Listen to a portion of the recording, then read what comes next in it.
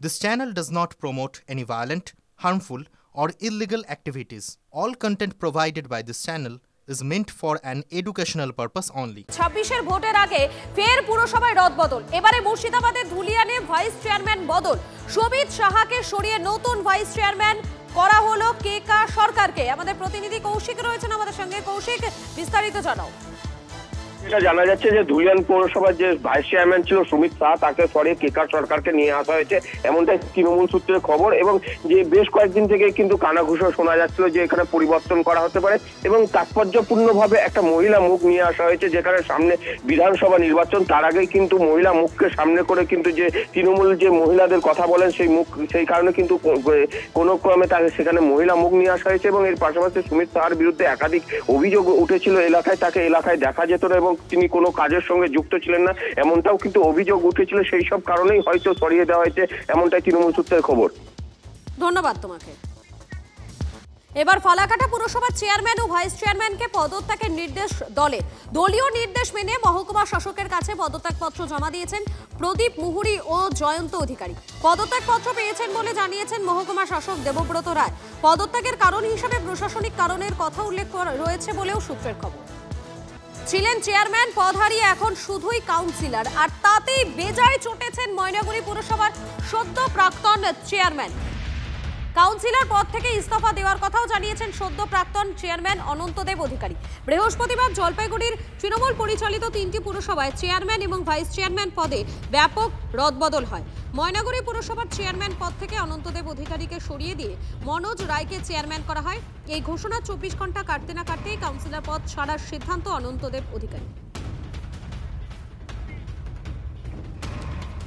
এই মুহূর্তে আরো একটি আপডেট আপনাদেরকে জানাচ্ছি।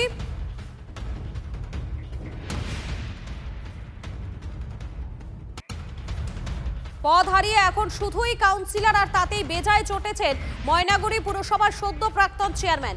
কাউন্সিলরের পদ থেকে ইস্তফা দেওয়ার কথা জানালেন সদ্য প্রাক্তন চেয়ারম্যান অনন্তদেব অধিকারী।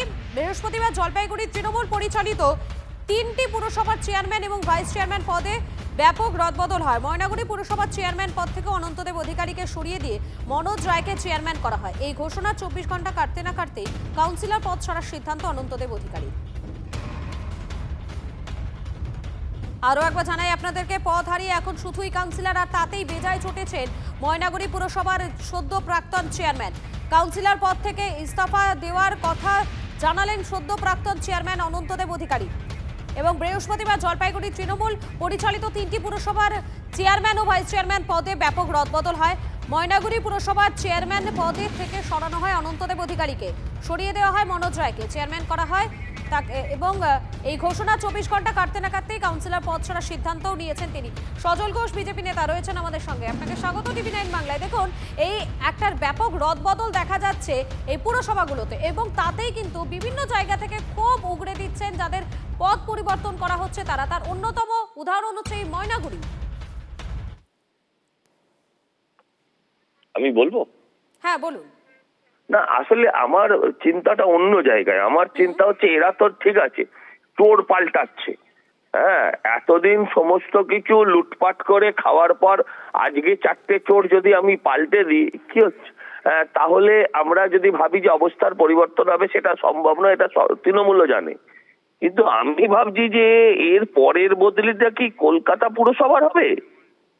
মানে মেয়র ববি হাকিম কি আর মানে নামের আগে চন্দ্রবিন্দু মানে এক্স? হ্যাঁ, তারপরেই কি এখানে কি মানে ওই শোভনদাকে মেয়র হিসেবে দেখতে চলেছি, আর ওএসডি বৈশাখী দেবীকে? এই প্রশ্নটা কিন্তু আমার মনে খুব ঘোরাফেরা করছে। আর বাকিটা বলি, চোর পাল্টে কোনো লাভ হবে না। এই নির্বাচনের মুখে পাল্টাচ্ছেন মানে স্বীকার করছেন এই লোকগুলো ব্যর্থ, আর এই ব্যর্থতার দায় এই সরকারকেই নিতে হবে। এই ব্যর্থতার দায়িত্ব এই সরকারকেই নিতে হবে। তাহলে পৌরমন্ত্রী যিনি আছেন তিনিও পদত্যাগ করুন। মানে দুটো ক্ষেত্রেই দেখছি ববিদা কাটছে এই সর্বনাশ। ধন্যবাদ আপনাকে। বারাসাত তৃণমূলের সাংসদ ভার্সেস চেয়ারম্যান, দলের অন্দরের ফাটল আরো অনেকটা চওড়া। ব্যক্তিগত কারণে ইস্তফা দিয়েছেন পুরপ্রধান। দাবি বারাসাতের সাংসদ তথা সাংগঠনিক জেলার সভাপতি কাকলি ঘোষ দস্তিদারের।